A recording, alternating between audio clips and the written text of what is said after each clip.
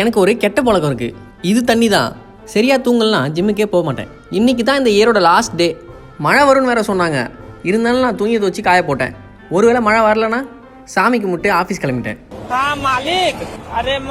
வந்ததே லேட்டு. இவகிட்ட திருடி சாப்பிட்டேன். பார்த்துட்டா குச்சமே இல்ல.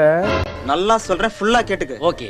லதாவுக்கும் ஆனந்துக்கும் கள்ள தொடர்புக்கு இது உண்மைதான். இது லதாவோட புருஷன் ராஜேஷ்க்கு தெரியாது. ராஜேஷ். ஆனா ராஜேஷ்க்கு வசந்திக்கு சின்ன கனெக்ஷன் இருக்கு. வேறயா?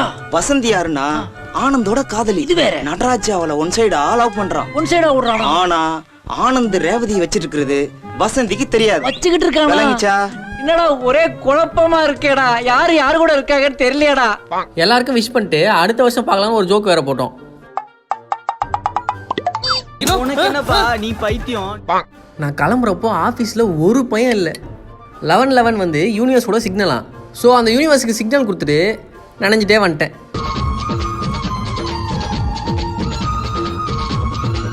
ஓய் சூரியன், எப்போ வருவீங்க? வராமலாம் விட்டுறாதீங்க.